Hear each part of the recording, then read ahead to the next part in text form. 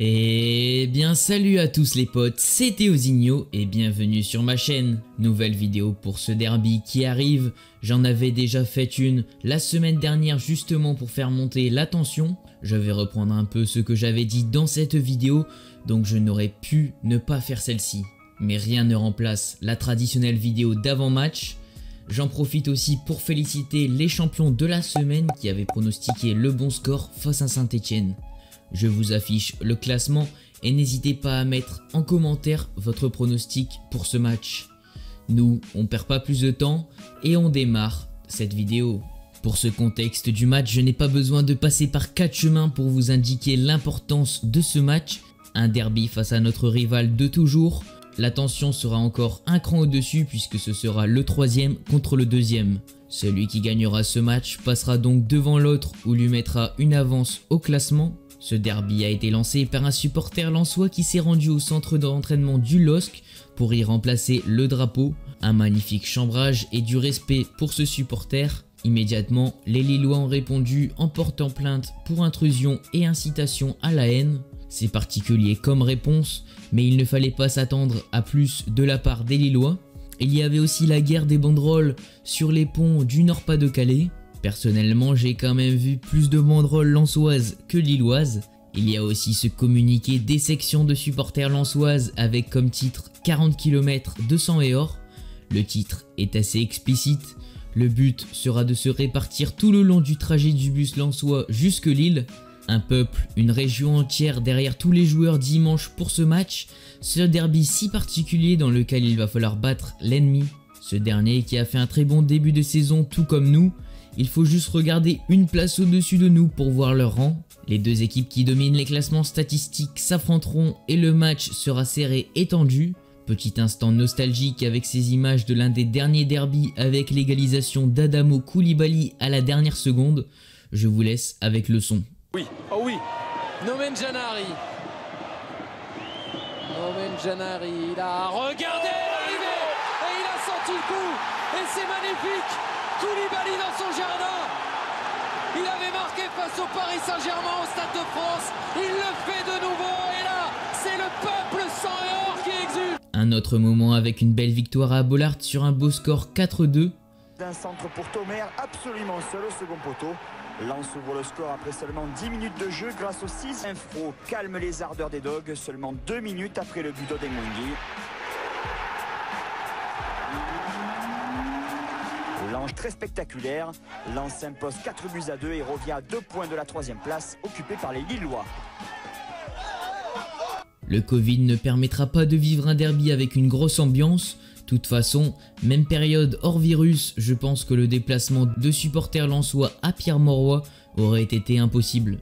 Maintenant, les risques ne sont plus pris et dans aucun derby, ou ne serait-ce que s'il y a eu quelques menaces sur les réseaux, systématiquement les parcages visiteurs sont fermés. Alors maintenant, on va passer à l'adversaire, le LOSC, et on va voir un peu comment les jouer. Attention à cette trêve internationale et cette pause de 2 semaines qui risque de couper les dynamiques. Au lieu d'avoir un match intense, on pourrait avoir quelque chose de plus statique et plus haché avec de nombreuses fautes. De son côté, Lille a eu un tout début de saison poussif avant d'enchaîner avant la pause avec 2 belles victoires face à Nantes et Strasbourg avec 5 buts marqués et 0 encaissés. Ce qui est sûr, c'est que ça joue dans une défense à 4 avec Celik et Bradaric en latéral. L'interrogation du jour est quelle charnière vont-ils aligner ? José Fonte a été testé positif il y a maintenant plus d'1 semaine au coronavirus. On ne sait pas s'il sera de retour pour le derby, ce qui me paraît juste. En tout cas, ce sera Sven Botman qui reviendra de sélection avec les espoirs du Pays-Bas et qui sera titulaire. Pour l'épauler, le mystère est encore présent entre José Fonte, Thiago Diallo ou Adama Soumaoro. Ensuite, le milieu devrait être classique avec Araujo, André Renato Sanchez et Jonathan Bamba. Le duo d'attaque Yilmaz David, enfin, dont il faudra se méfier. Après avoir visionné quelques résumés de leur match, j'en ai tiré quelques conclusions comme le fait qu'ils récupèrent souvent des ballons hauts précieux qui leur permettent de transformer cette situation défensive en une offensive. C'est aussi une de ses forces de ce 4-4-2 d'aspirer l'adversaire et de le récupérer le ballon au milieu de terrain. C'est une volonté de Galtier d'instaurer ça puisque j'ai une stat précieuse à ce sujet. La saison passée, c'est Jonathan Ikoné et Victor Osimhen qui dans l'équipe ont fait le plus de récupérations hautes. Il y a aussi bien sûr cette tour de contrôle Benjamin André qui dans la récupération de ballon était le meilleur du LOSC la saison passée avec 59 interceptions et juste devancé au niveau national par un certain Isiaga Silla avec 67, champion des interceptions en 2020. Alors que les Toulousains disaient qu'ils n'avaient rien à faire dans leur équipe, effectivement il était trop fort pour eux. Revenons au LOSC et à cette tactique entre guillemets de vouloir presser haut, ça permet de soulager une défense avec notamment 9 clean sheets en 28 matchs de championnat l'année dernière. Aucune équipe et donc aucun gardien n'a fait mieux que dans les 5 grands championnats européens cette saison. Offensivement maintenant avec Jonathan Bamba qui cette saison est le principal animateur offensif de cette équipe. Ses stats en reflètent avec 2 buts et 2 passes décisives. Toutes les actions lilloises qui se concluent par un tir cadré passent tout le temps par lui. Alors comme on est dans un derby, on aurait bien demandé à Facundo de s'en charger et on ne l'aurait plus vu du match. Seulement dommage, il sera suspendu et ça nous permet de rebondir pour passer aux compositions. Alors comme vous le savez, il y aura de nombreux absents côté lensois avec Seko Fofana, Isiaga Silla, Ignatius Ganago et Facundo Medina. À ça vient s'ajouter Steven Fortes qui ne devrait pas être dans le groupe pour le derby à cause d'une petite contusion. C'est seulement la reprise pour Clément Michelin et Charles Boly. Ce dernier devrait être dans le groupe. Quant à Michelin, on n'en sait pas trop. Il devrait donc y avoir la présence de quelques jeunes pour faire le nombre avec peut-être Boris Eno qui je vous le rappelle est un grand espoir de cette saison. Il vient de Porto. C'est tout simplement la révélation de ses débuts de saison en National 2. Il pourrait y avoir aussi pourquoi pas David Pereira da Costa mais qui s'est un peu blessé avec la sélection portugaise. Ensuite il y a ce grand débat pour qui remplacer Medina et Ganago. Donc comme je vous l'ai dit pour le poste de défenseur central, Fortes ne devrait pas l'occuper. De toute façon je pense que c'est tant mieux puisqu'il n'était pas assez dynamique pour ce poste de relanceur. Ensuite il pourrait y avoir Massadio Aidara qui est la solution la plus évidente et du coup qui ferait titulaire Boura en piston. Attention à ce dernier qui a un manque d'expérience, je n'ai jamais vu personnellement Massadio Aidara défenseur d'une défense à 3, donc pourquoi pas le voir si Ismaël Boura est au top. Ensuite, il y a Aleksandar Radovanovic qui est bien sûr le profil parfait pour ce poste, il est gaucher, justement il faut un relanceur gauche et une grinta semblable à celle de Medina.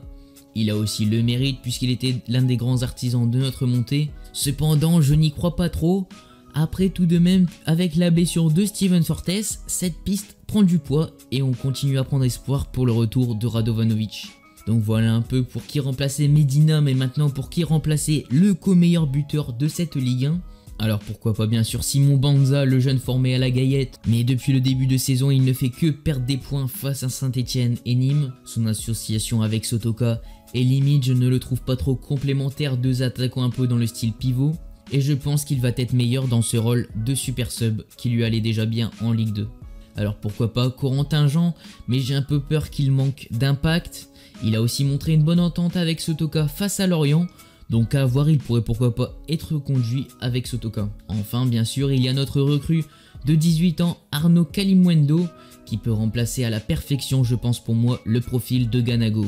À voir ce que ça donne, il reste jeune pour son premier match dans un derby de le lancer comme ça, mais bon comme on dit on est un promu et qui ne tente rien n'a rien. Donc moi je vais passer avec ma composition qui va être on va dire 50-50 entre mes choix personnels et l'objectivité vis-à-vis des choix de Francaise.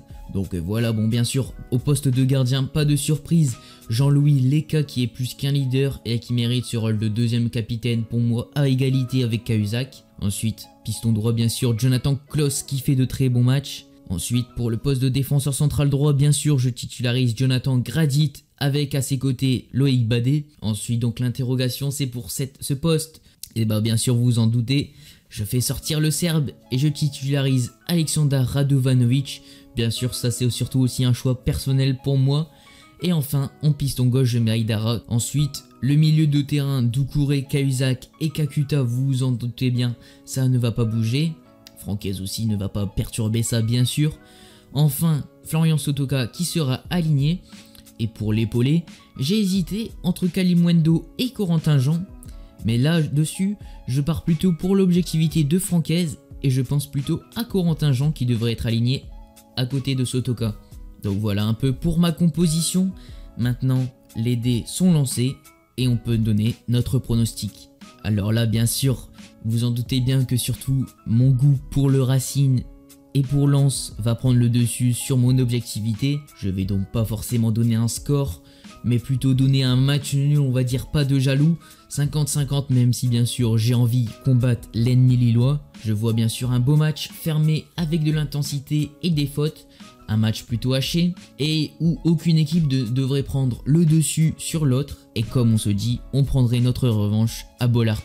Voilà les gars pour cette vidéo, j'espère qu'elle vous aura plu. Moi je vous dis à plus dans une prochaine vidéo. C'était Théozinho, allez salut et allez Lens.